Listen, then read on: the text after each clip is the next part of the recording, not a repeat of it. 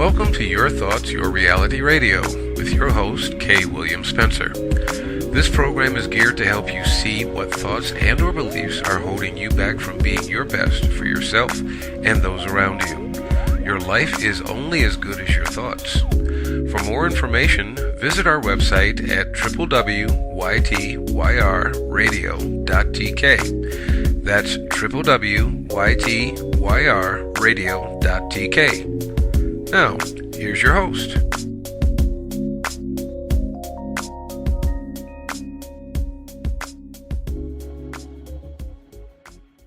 Hi, and welcome to Your Thoughts, Your Reality Radio. This is me, Kirk W. Spencer, or also known as K. William Spencer, as your host, as always. Today, we have a very wonderful guest. Her name is Sheri Fink. She is a children's book author. She has written books such as The Little Rose, The Little Gnome, The Little Rose, and The Little Firefly. She is also rated as the bestseller on Amazon for children's books. Her first book, The Little Rose, was the #1 bestseller on Amazon for over 60 weeks. Count them, 60 weeks. And her following books have been just as successful. So we have a very successful children's books writer with us today, and she calls herself the Whimsical World of Sheri Fink. She does love to laugh, so would you welcome Sheri Fink? Sheri, are you there? I'm here. Thank you so much, Kirk. I'm happy to be here today. Well, I'm glad you are here, and glad that you're back from your vacation. You're probably so relaxed. I don't know how much we're going to get you to laugh, but anyhow. So before we get to our slingshot effect in another half an hour from now, tell us about Sheri and her books. That'd be you. Okay, fantastic. Well, as you mentioned, I write children's books. My mission is to inspire and delight kids while planting seeds of self-esteem. And I really just started this about 2.5 years ago, almost 3 now, and it's been extraordinary. And I'm excited to share with your listeners how it got started in the second half. But for now, I'll tell you about the books and a little bit about my journey in the last 2.5 years. I wrote a book, not realizing it was a children's book, a few years ago, and I had tucked it into a drawer and had no idea it was a children's story at all. Had no intention of doing anything with it, and I'll tell you more about that too. But basically, through a series of serendipitous events, I got this inspiration to try it as a children's story. And I'm so grateful that I had the bravery to do that because it changed my life. I made the strategic decision to independently publish. And a lot of well-meaning people told me, well, independently published books don't go bestseller. They told me all kinds of things like, it's really hard to get into children's books and blah, blah, blah, blah, blah. And I would always say, thank you very much, but that doesn't apply to me. And I wrote it completely from the heart. And when I had the courage to take it out of the drawer and have people read it for the very first time, and this was several years ago, The Little Rose, 18 out of 20 of the people who read it said, I got goosebumps reading this story. And that was before we did editing, before we had pictures, before it had really blossomed into a real book. So, just a manuscript. Just a manuscript and just really rough. And so I felt like that was a sign from the universe that I should try this. And I knew when I started it, I had to do it really fast because if I slowed down, I thought I would chicken out. I know myself pretty well. Yeah, I hear you. I started asking everybody that I knew, like, who do you know who illustrates books? Who do you know who might be interested in a project like this, who I could talk with? Who do you know who's a best-selling author? Because I really wanted it to be successful. Like, my goal was never to just put a book out and not mention it. It was to be a bestseller, to be successful, and to touch a lot of lives because it's a lot of work, and I really wanted it to have an impact. So I started having all these calls, and I was so nervous. Like in my past, I'd never asked for anything. But I learned from my mentor, Jack Canfield, of Chicken Soup for the Soul and the Success Principles, that if you don't ask, the answer's always no. Yes, definitely. So I started asking people all kinds of things, and then I did what they said, and it works. So 2 weeks after the book was out, it hit #1 on the Amazon bestseller list. Hmm. And I was so inexperienced at this, I didn't even know what it meant. Like, I had another mentor who I was working with, Teresa de Groba, and she called me up and she was like, oh my gosh, Sheri, you need to buy a bottle of champagne. Like, you're #1 bestseller. And I was like, no. Really? Show me. Like, where should I find that? Like, it was so amazing. And then it stayed on that at #1 for over 60 weeks and totally transformed my life. And that book is a story about a little rose that grows up in a weed bed and thinks that she's the weed and learns that she's the beautiful rose just the way she is.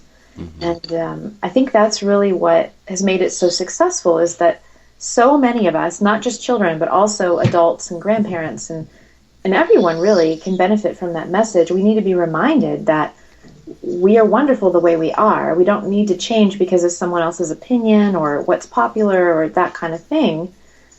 It really touches people's hearts. And people tell me all the time, like, I cried reading this book and it gives me goosebumps every time I read it. And it's been amazing. So tell us, you said from the beginning that you wrote this book not really intending to publish it, but you just had something inside of you that had to come out, so you wrote it down. What was the impetus? What was the reason for writing it and the thought behind it all? Oh, great question. Well, this is a fascinating story. I'm all ears. It actually came from a time when I was going through something really difficult. I had been working in corporate for over 12 years, and I had worked my way up, and I had been in different companies and different positions, and mostly centered on marketing and sales. And I had this really amazing job, and I kept getting promoted and acknowledged by the president of the company, and all this amazing stuff was happening. But I had this, at the same time, dirty little secret, and that was that I was being bullied in the office by another woman. And it was really serious. And I, fortunately, had never faced anything quite like that before. Mm-hmm. But unfortunately, had no idea how to handle it. So I tried everything that you read in the books. I, did everything that HR suggested. I did everything that my boss suggested. I tried everything, and nothing was working. And I was miserable, even though I had this really sexy, like, great job. And I was driving to work one day, and I was crying because I just didn't want to be there. And I didn't know how to fix it. And I just had this moment of really like a complete surrender where I was just like, please, I will try anything to make this better. Anything at all. And in that moment, and I'm bawling like a baby, mm-hmm. This idea came to me. The little seed of the idea came. And then it was like this huge burst of creativity. And I'm in the car driving to work. And I'm grasping at like little bits of paper out of my purse, backs of envelopes, anything I can get my hands on in the car. And I'm scribbling it down because the story just flowed right through me. Mm-hmm. And, like, in order and everything. And I'd never had anything quite like that happen to me before. At the time, I had never even meditated, so I wasn't familiar with that sensation. Mm-hmm. So when I got to the office that day, I felt like, wow, that was amazing. But I'm never going to be able to tell anybody about it because they're going to think I'm crazy. And then at that point, I was like not too sure if I wasn't. So I put the story away. I didn't tell anybody about it. I didn't even let my husband at the time read it. I just put it in a drawer for years, a couple of years. And it wasn't until I was at a Jack Canfield conference in October 2010 when I met this lady who was talking to me, and she kept asking me about writing, and I was like, oh, marketing and business, really boring, you wouldn't be interested. And she's like, no, you've got more. And she would not get off the topic. Like, I tried everything to be evasive, and she just kept going. And I said, finally, I just said, I had this little story. And she said, tell me. And I told her, and she said, I just got goosebumps. You have to do something with that because my grandchildren need that message. And that was when the light bulb went off at me, where it was like, wow, maybe it's a children's book. And keep in mind, I hadn't even read it. I hadn't even thought about it in over a year. Like, it hadn't even crossed my mind. But then she started introducing me to people at the conference as the person writing a children's book.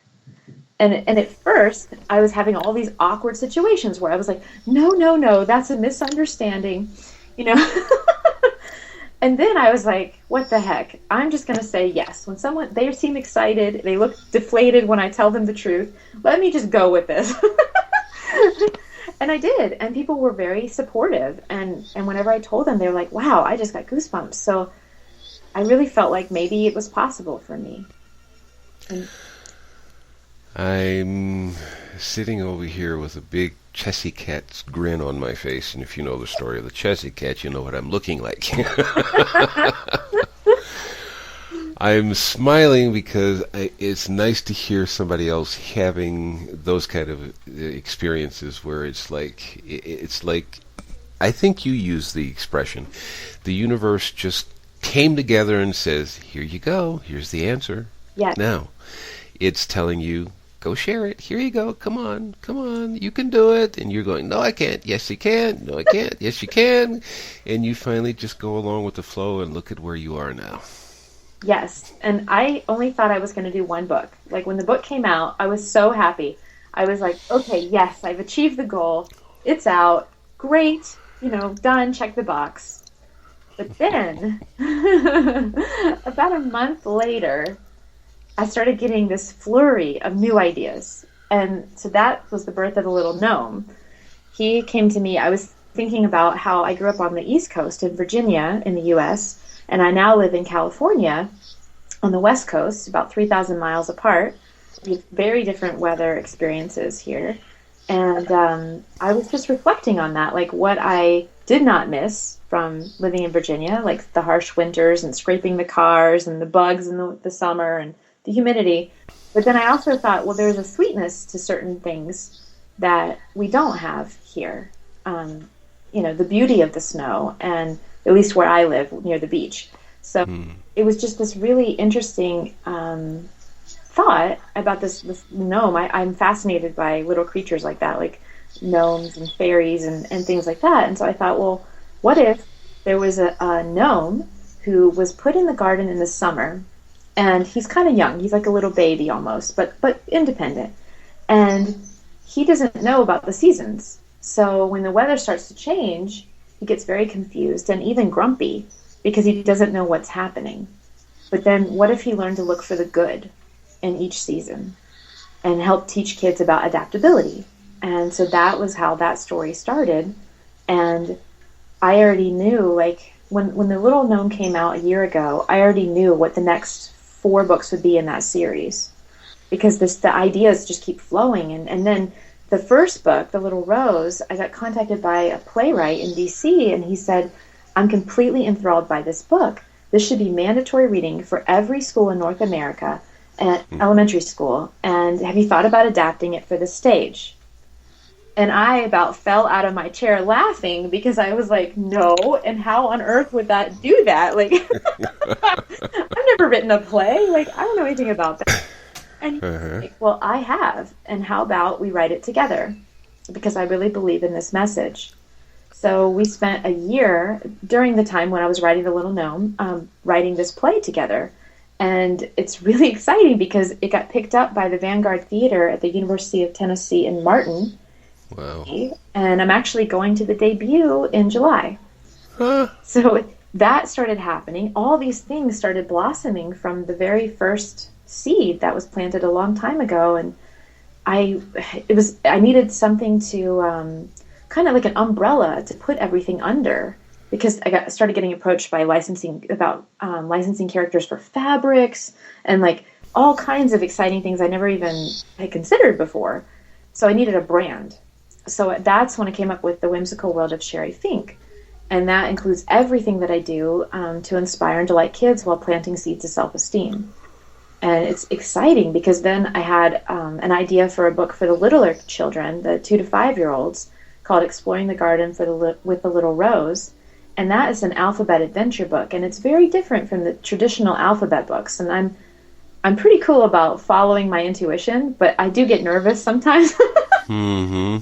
Because if I've never seen a book like it, I'm like, maybe there's a reason. But then I'm like, maybe no one's quite packaged it this way before, and that's cool. So I tried something new, and it's an interactive book where the kids see a beautiful nature scene, and then the text is it's something to the nature of, do you see the acorn, the ants, the arbor?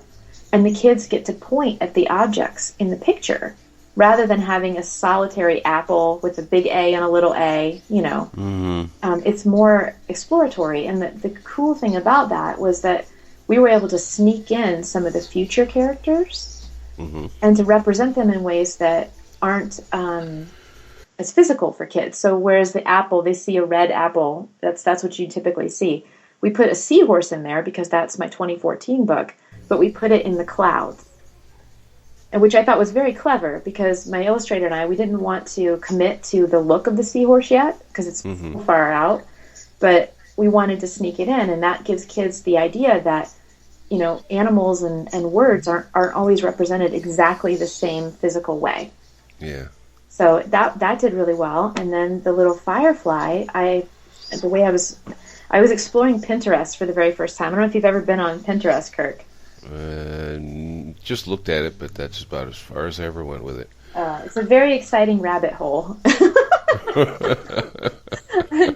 If you're a visual person, it's amazing because you can search for all kinds of things. Like I was putting like my goals like up there, like places I wanted to travel and things like that. And then I got this idea to look for words that I really like and see what's up there, like enchanting and firefly and words like that I really love.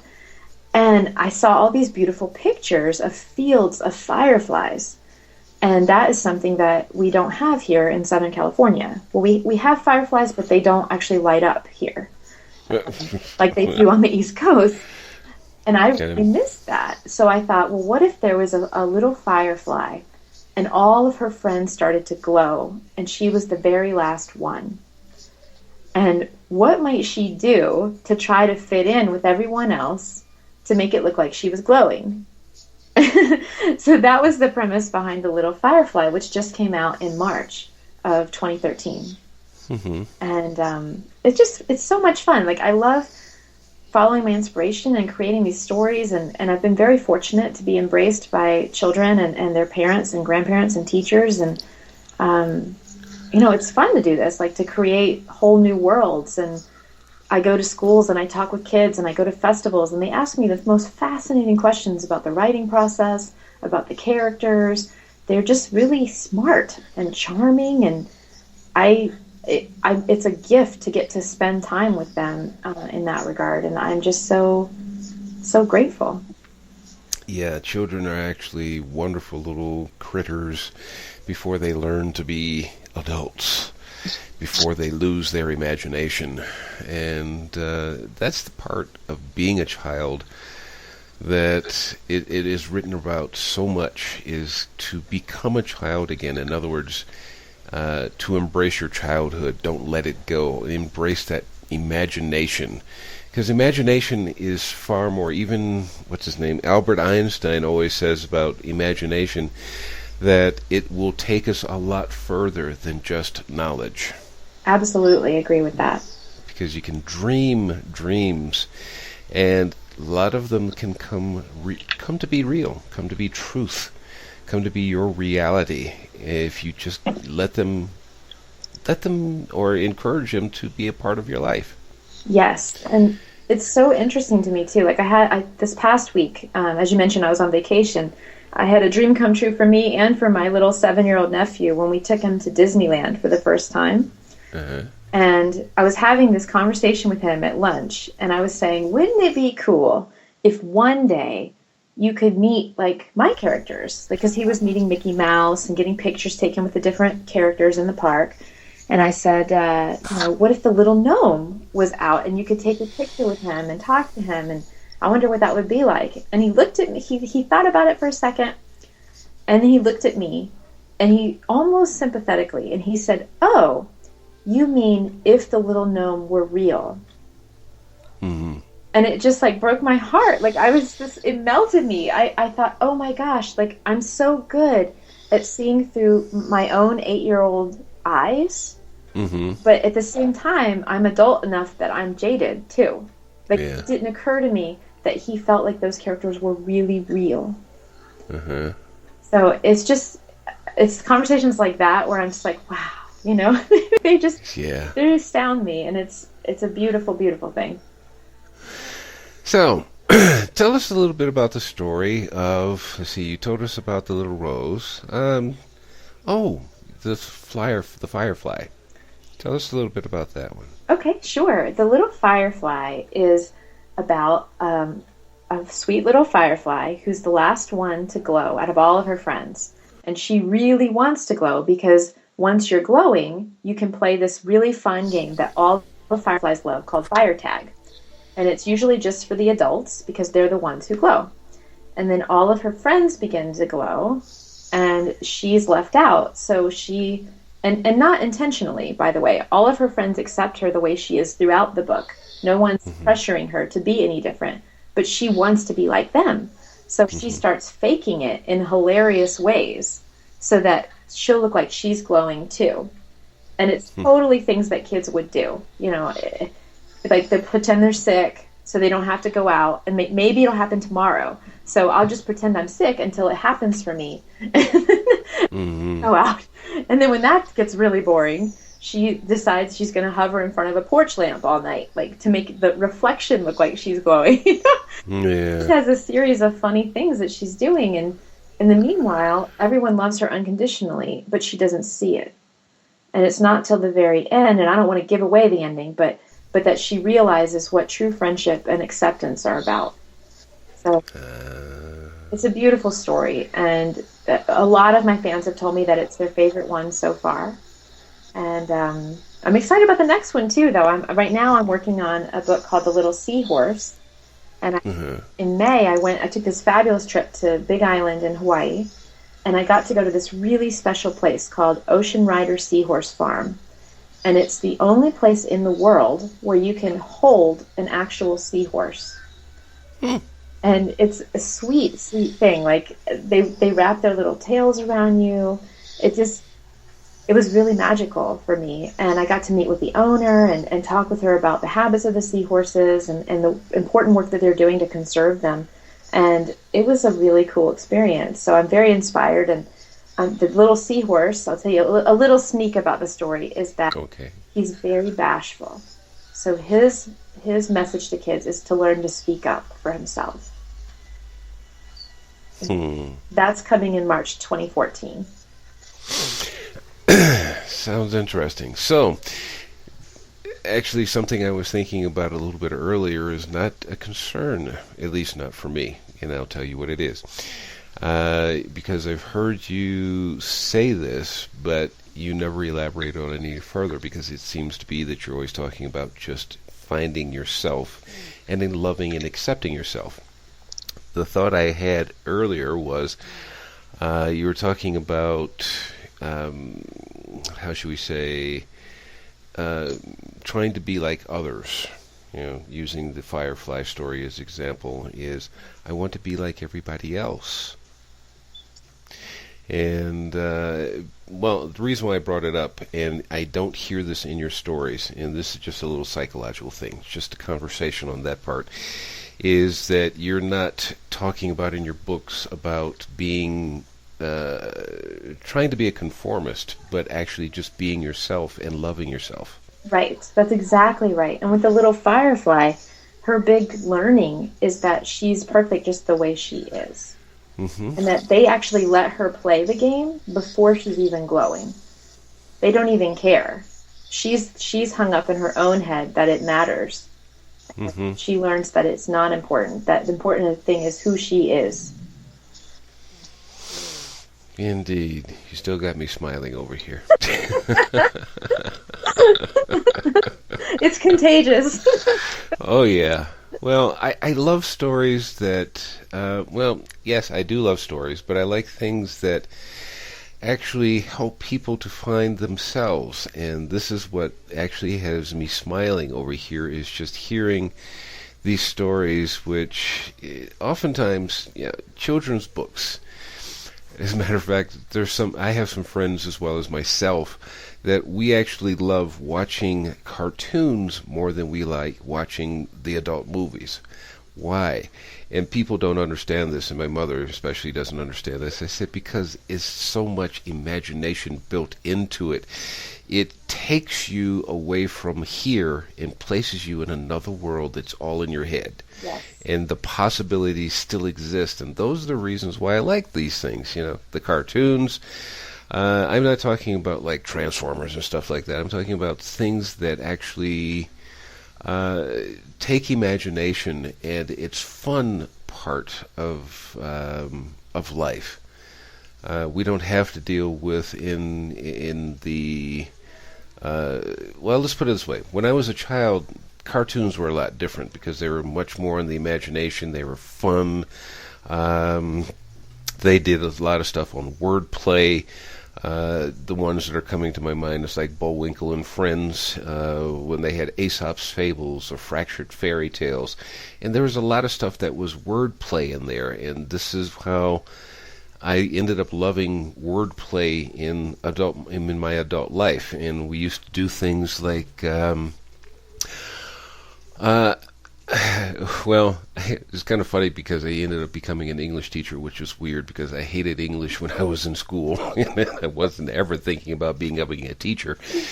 But even before I became a teacher, what we used to do, just even in the workplaces, I used to work in office situations oftentimes.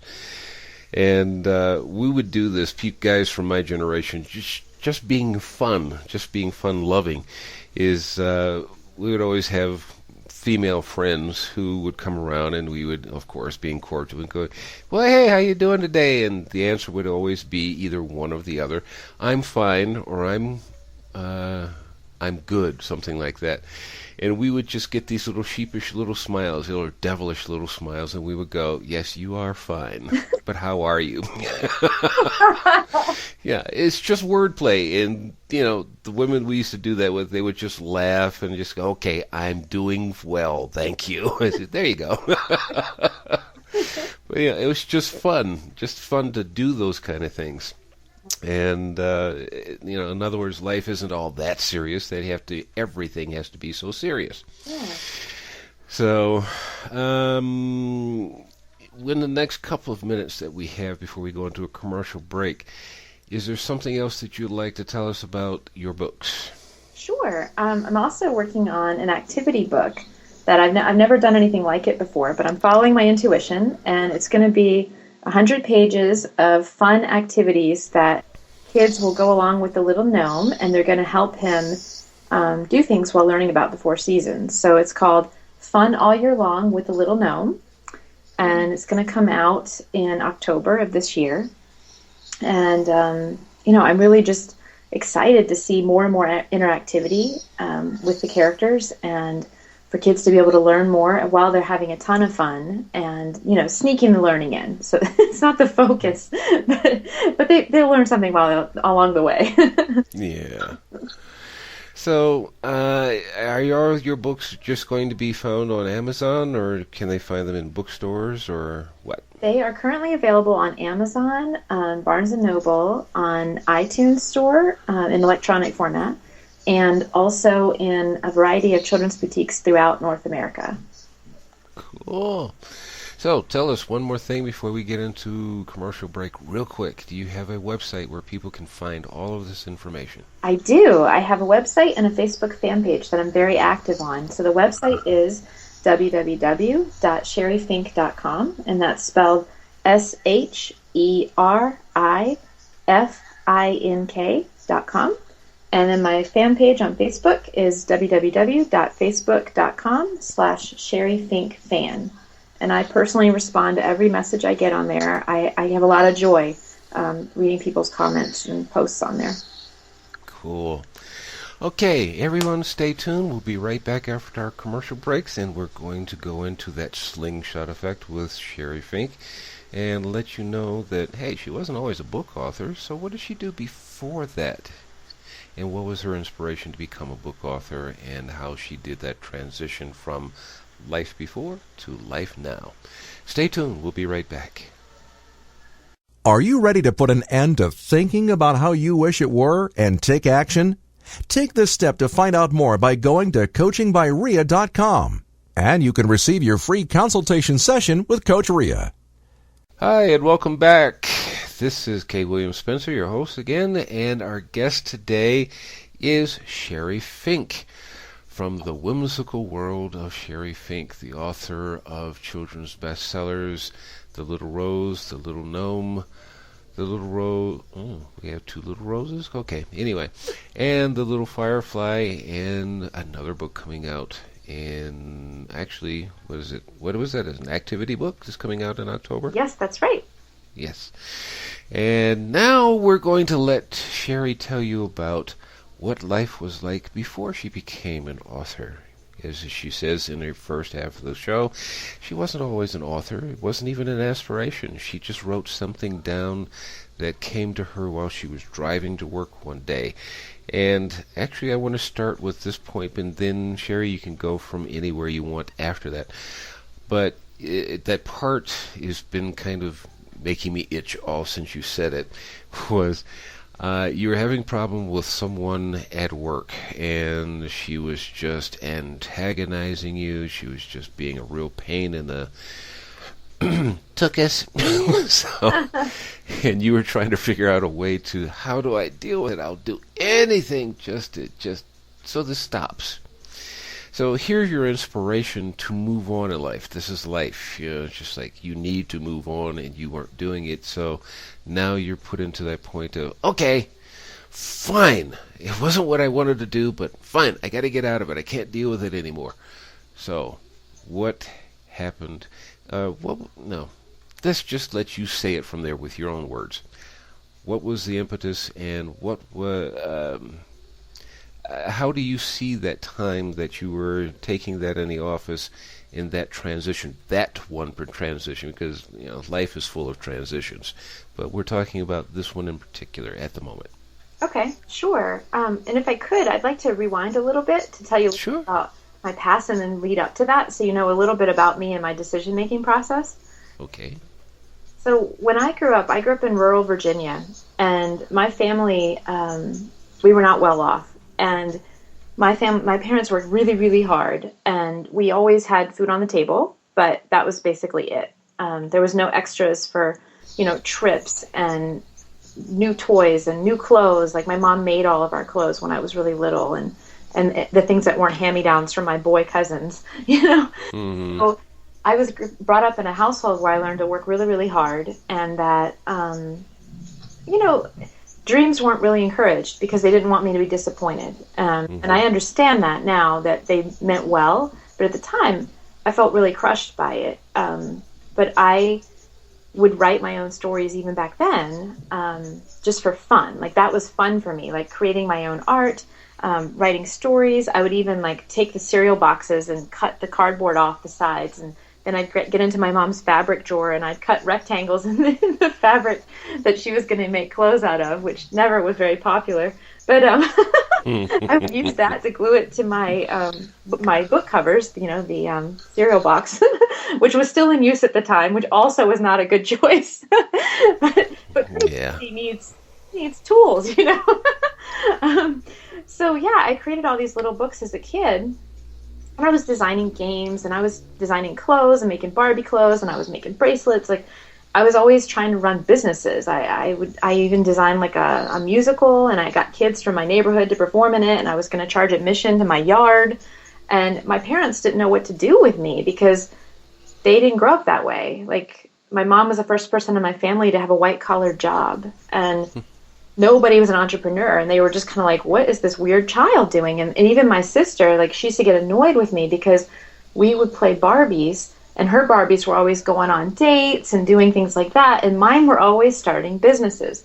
So I don't know what it was about me, but ever since I was a little kid, I've kind of been this burgeoning or wannabe entrepreneur, just by nature. And and the oddball out most of the time. Yeah. Which I'm finding that if you embrace that, it actually can serve you very well. Yes, definitely.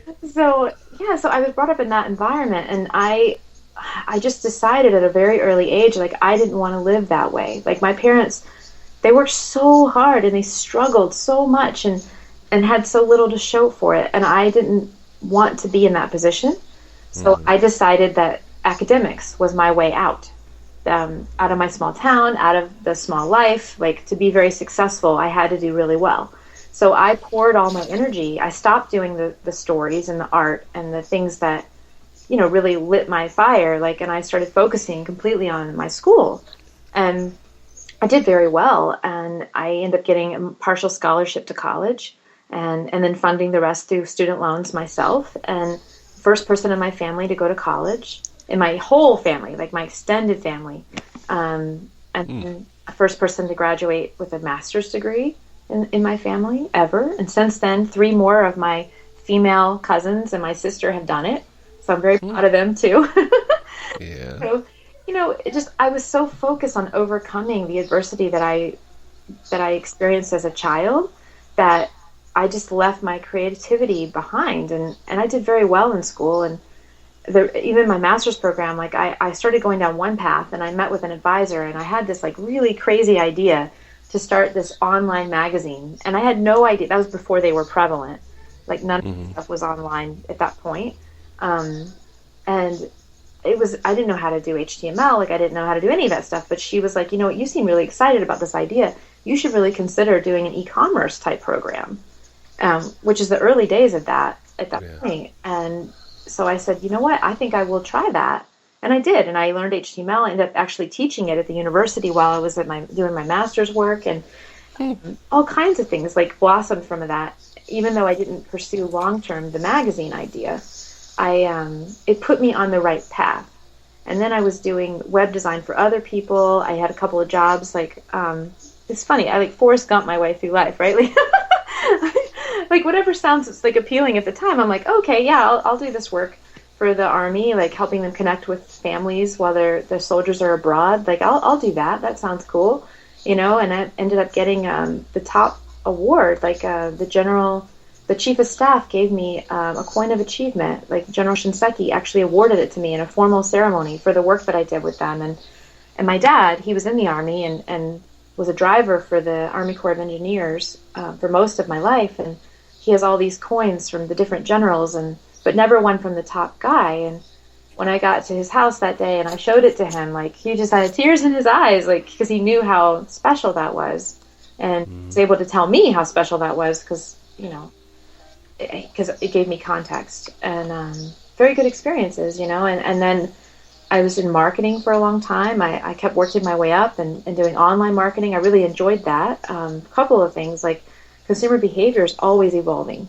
And I was fascinated by that because you could do a test on something and you'd have the results the very next day. And then next week it might be different. And I loved that because it was fresh and new and, versus postcards and the old type of direct marketing that was so controlled and would take so long, and then the results weren't even direct, it was correlational. So I loved doing online marketing at the time, and that propelled me through, and I worked for a variety of companies. I worked for a home automation technology company, which is like voice activated lighting and robot vacuums and cool stuff like that, and enjoyed that. And then when I got into management, I started working for companies like Experian, and we did a lot of the freecreditreport.com stuff, the earlier stuff on that. And that was really cool because I learned a lot about branding. And I just kept moving my way up and worked for some entertainment companies and technology companies. And I kept learning a lot, and I kept thinking, okay, the next promotion, that's the one. Like, that's going to be the fit. Everything's going to be even better then. The next company, that's the key. But what I realized was I just didn't have the passion for it. Like I enjoyed it. I had fun doing it. I was good at it and I was acknowledged for it, but I didn't love it. It felt like a lot of hard work. And I just at that time, started going through this bullying experience in the workplace and started questioning a lot about myself and what I was doing and contributing to the world. And I ended up sticking with that company over a year after she had been let go because of her shenanigans. But it still just wasn't, it just wasn't for me. And I had made a decision a year before I left. Like, I drew a line in the sand and I said, I will be out of here by July 9th of this year, like that following year. And I saved every bit of my income that I could. And I knew that I'd be leaving. So I was looking for other opportunities. I started doing consulting on the side. Like, I thought what I was doing was really cool. And so I thought, I'll do that for the smaller businesses, the local businesses. And I started doing that. And I had several clients and they were happy. But I wasn't. And I thought, well, what is wrong with me? I took the parts that I didn't like and I left those behind. And I'm doing the part that I really like, but yet I still don't love it. So I just had this point where I had to be open and not know what the next thing would be. And that was really hard for me because when I left my corporate job, my family thought I was crazy. Like, I got a lot of advice from them saying, you know, don't do it, don't risk it, don't ever do that. Like, and they meant well, like I said, but they just don't see the world the way that I see it. And the opportunities that I see swirling around, like, to them that creates a lot of fear. And they were concerned about me. And I just had to walk it, like, anyway, like walk that path on my own, even without that support, because I knew there was something else for me. I just didn't know what it was. So one of the best things I ever did was immediately after leaving the company that I was working for at the time, my last corporate job, I went to this conference that Jack Canfield held called Breakthrough to Success. And I had planned 2 years in advance to go to that conference.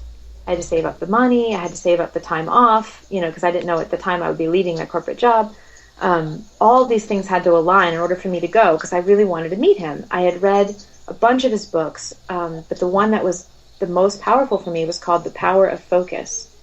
And when I read that, like 7 years ago, I said, one day I'm going to meet this man. And that's exactly why I went to the conference, to meet him. But what ended up happening was that I learned all these amazing skills that I had no idea. Like, he had an even broader way of looking at the world that opened things up for me in a way that I had never seen those possibilities before. So then a few months later, when I attended the advanced version of that conference and that lady had the conversation with me, it was like I had already started meditating. I had started doing the things that he recommends, and I had space in my life to pursue this opportunity, which I would never have done before. I wouldn't have had the courage. I wouldn't have had the time. I would have made every excuse in the book not to do it. But at this point, like, the momentum was building so much, and I had the skills and was practicing, and it was like I just couldn't not do it. Indeed.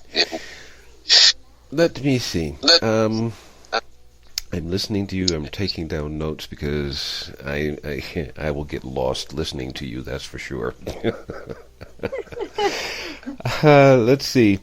Yeah, you're talking about something, and I didn't write this down, so I better say this one real quick. You're reminding me of a friend of mine who, for a short time, he was only 3 weeks older than me, so it's not like he was a great big mentor and somebody I looked at with awe. He was like a brother that was only 3 weeks older than me. Mom, you had a weird birth. Okay, so, no, he's a brother from another mother. That's the way we always put it. He would always get invited to go someplace and speak, and inevitably we would get mixed up in the directions because neither one of us had been where he had been invited to. And you go, well, do you know where we're going? I went, nope. And he goes, well, guess we're having another grand adventure. And that's the way we took life at that point, and still do that. And I understand exactly what you're talking about with family and friends that are, they're the conformist.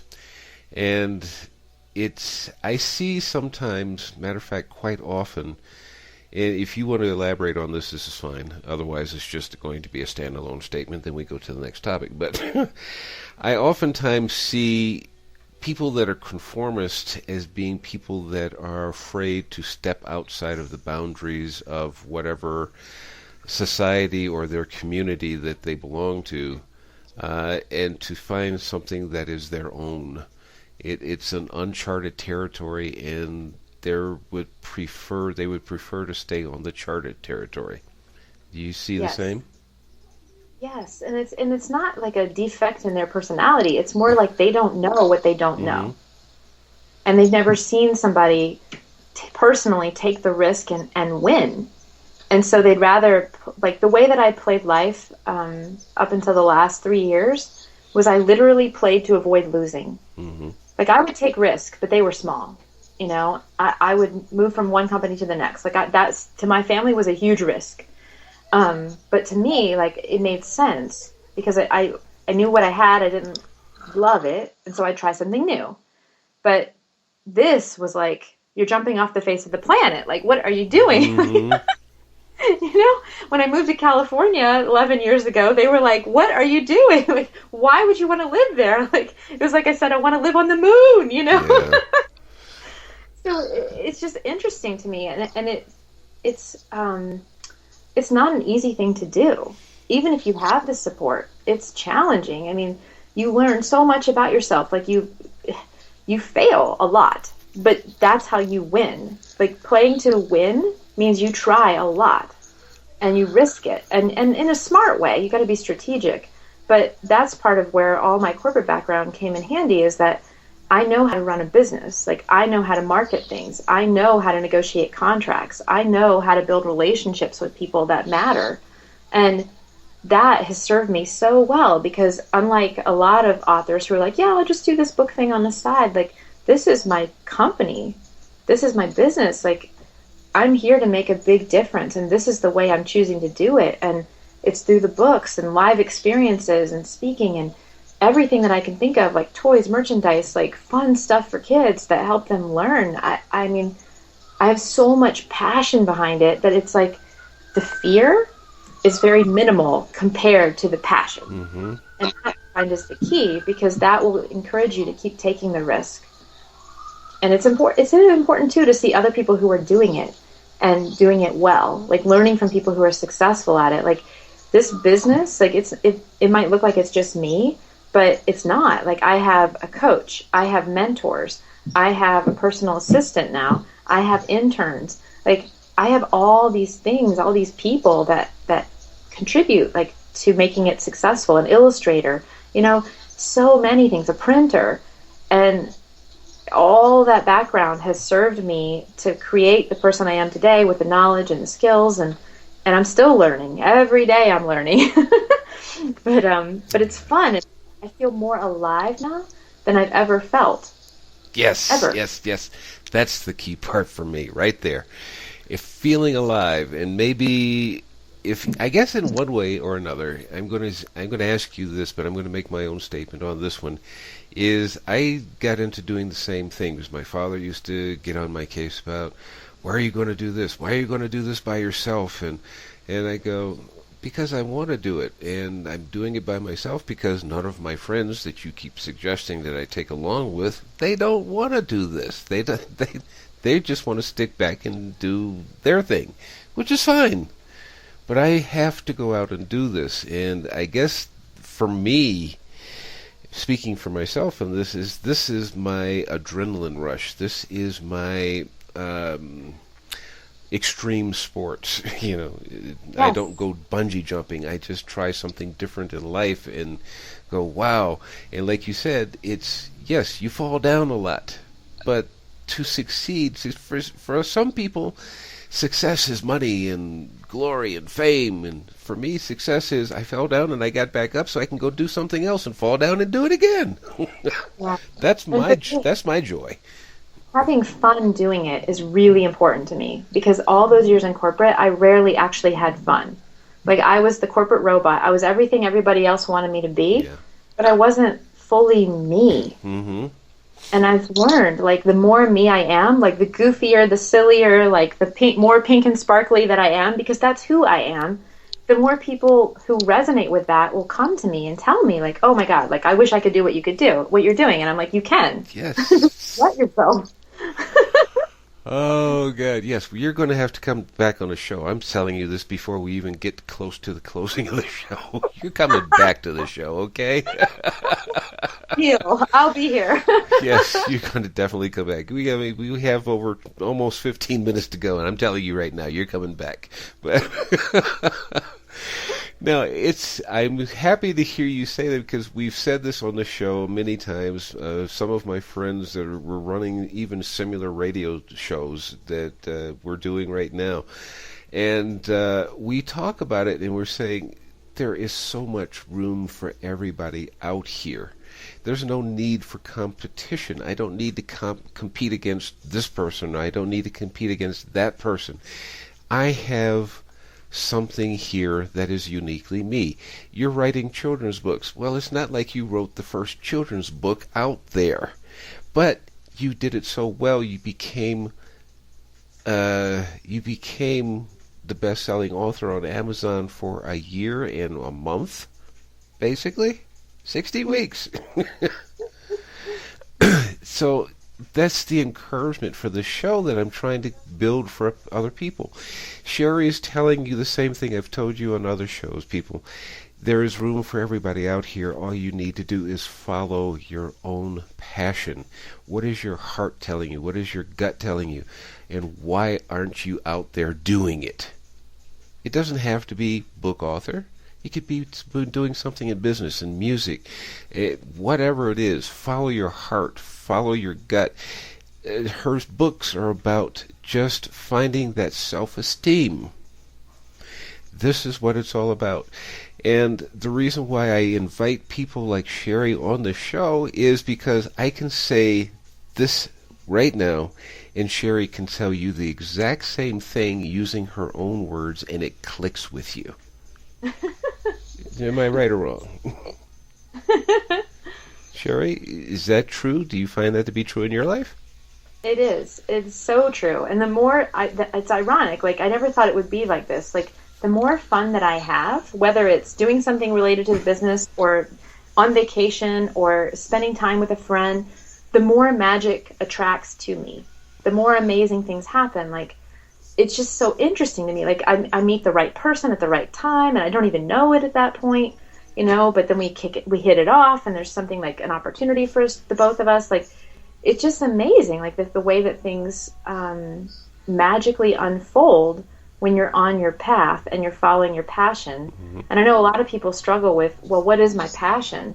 And I would just say, think about the things that you've done that have really lit you up, like the things that you get up early in the morning to do, without question, because you're so excited about it, and like pull from that, like what types of things would relate to it and be fun for you to do. And it doesn't mean there won't be work. I mean, there's a lot of work. There's a lot behind the scenes that people never see that looks really easy when you're on a TV interview or getting to talk with great people like Kirk. Thank you very much. So worth it. And then when people meet you, at least what's happened for me is that sometimes like people will actually cry when they meet me. And I didn't know, like I had no idea that would happen. Mm-hmm. The fan mail thing, like I had no idea. And it's such a joy, like when people come and say, wow, you really inspire me. And I say, well, how do you even know about me? How do you even know me? But they're always like, oh, on Facebook or on this or that. And it's so fascinating because it's like a ripple effect. And by you following your passion, it lights it up in other people. And when they're ready, they go for it too. And then you get to share these amazing stories about success and celebration. And I don't know, it's a totally different way of living than I ever experienced before. And I love it. Yes. Yes, and you just touched on something. I'm not going to get into a story. If you want to know the story, I'll tell you off here because I've said this on my show a couple of times and I don't want it to become boring. But it's living your life the way that you so choose, and it's free, it's loving, it's caring. You're never out to hurt anybody, whether it be mentally or physically or emotionally. You're just out there to help people and to inspire people, and your life is the inspiration for other people. And it can change. It's you're preaching without ever opening your mouth. Right. Your examples are what people see. And as most people will tell you, is what I see is what I can relate to. Because in this world that we live in with all the advertisements and marketing, because we've both been into that field, it's something to grab your attention, but it's the meat of the matter that really attracts people. And if they see something in your life that makes the difference, that's what people relate to and go, okay, I've seen Sheri do it. Cool, I can do that. Exactly.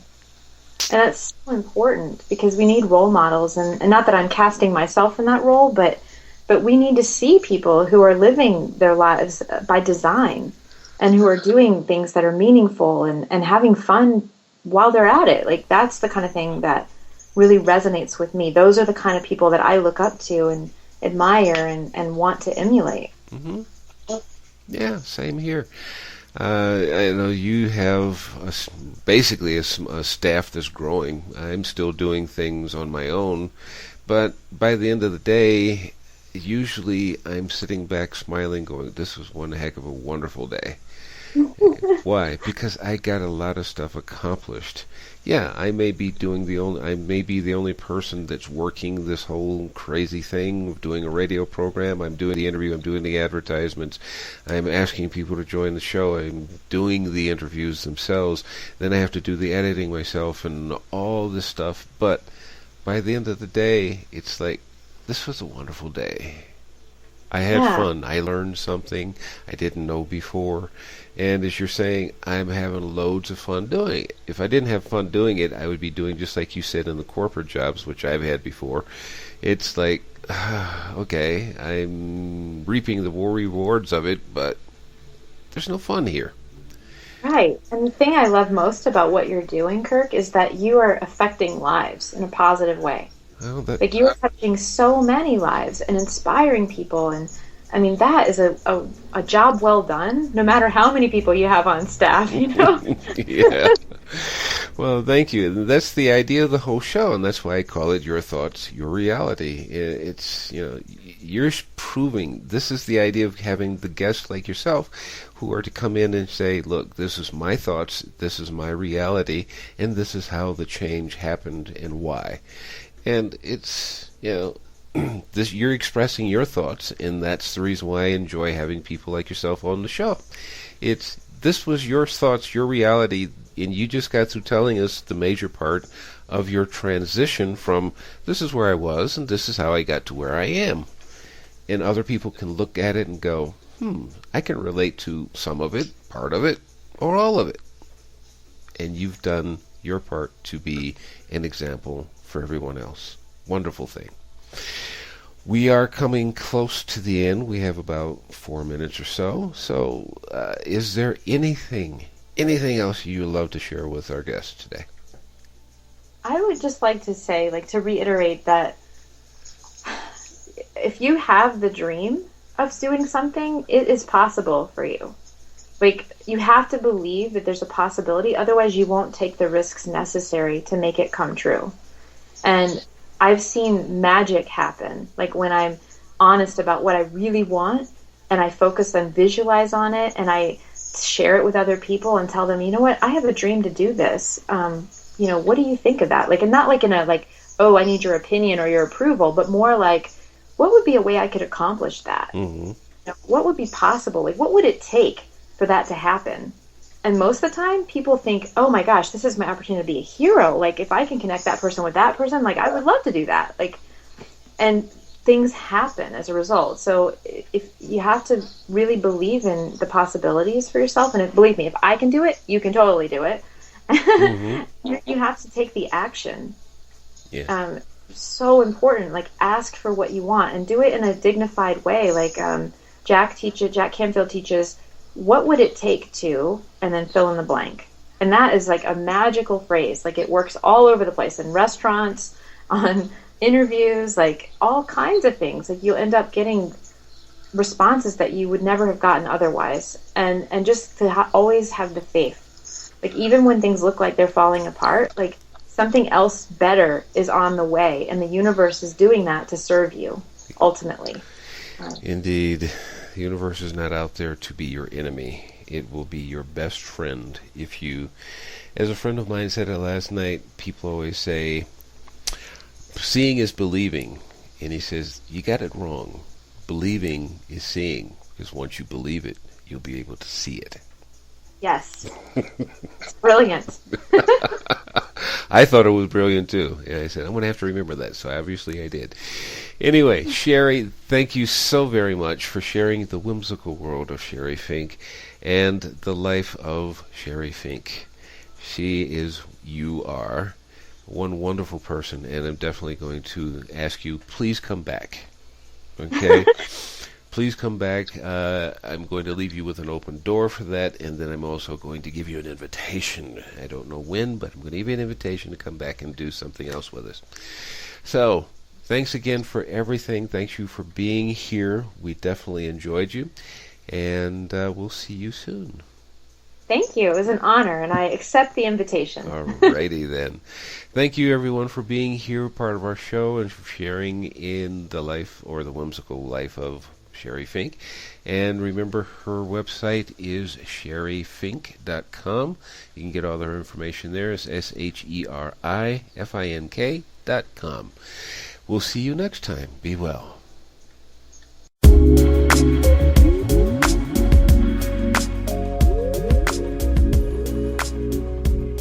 Thank you for joining us here on Your Thoughts, Your Reality Radio. Please make a note to join us again on our next broadcast.